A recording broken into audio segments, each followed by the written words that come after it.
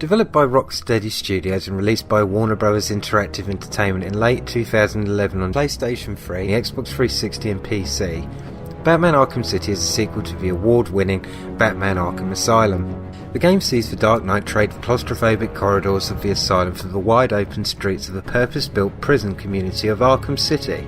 Does this change the environment drastically enough to change the gameplay?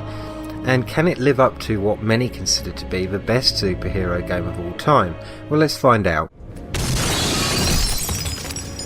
Blasphemer! You are not worthy to speak of the great Ra's al Ghul! You are a fool, Batman. You've let your only hope escape. No, Victor. If Ra's al Ghul is in Arkham City, I now have a trail right to him.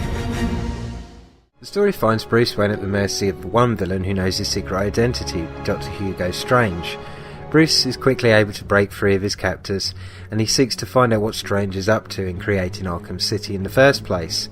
The story has many pleasing twists and turns, and the Dark Knight is pitted against some of his more formidable foes during the duration of the game.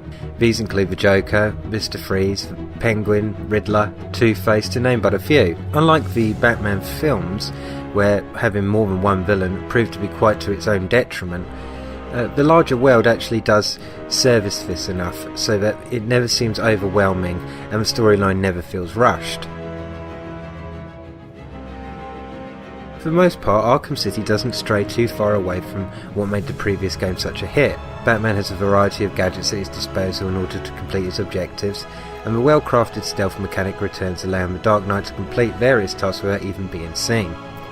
This is all up to the player's own personal preference, and it's very robust, and it allows for some real differences in gameplay depending on what mood you're in. Also, there's a very good combat system, which means if you want to go in all guns blazing, you can. Everything feels refined to a razor-sharp degree, controls are tight and responsive, and the camera work is well done for the most part. The one area where the game should have had a little bit more love, in my opinion, is the open world itself. It suffers from what I call Grand Theft Auto syndrome. There are too few buildings that you can actually go into, and the world simply feels like window dressing most of the time. Hopefully future installments can expand upon this, and this would make possibly one of the best games of all time, but we're probably going to have to wait for the next generation to see this. The game has some very high production values with strong artistic direction which breaks free of the shackles of the all too familiar Unreal 3 engine. Character models and character designs look unique yet feel familiar, and the animation is well crafted, with the addition of God Ray lighting which provides a great atmosphere.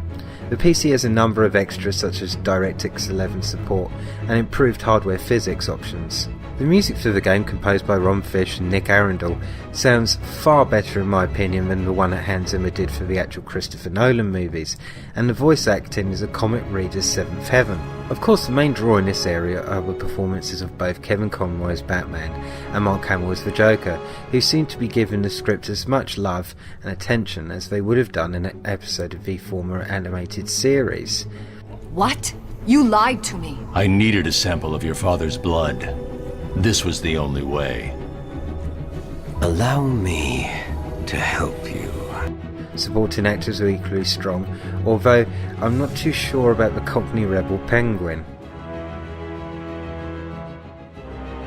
This game is really a 4 out of 5 as far as I'm concerned. I really enjoyed the story, and the only problem I found with the game is the deadness of the world. It's not a very interactive world. Yes, there are Riddler puzzles.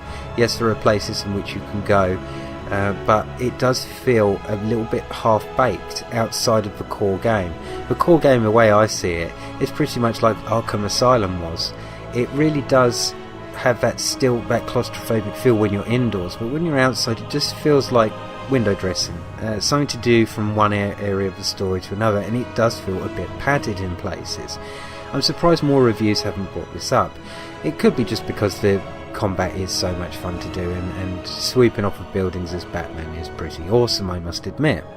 But because of that, I'm not going to give it a full 5 out of 5. It nearly got there, but I really hope they do change this in future iterations. Either make the area smaller but more interactive, or at least attempt to make everything else as interactive as it really should feel.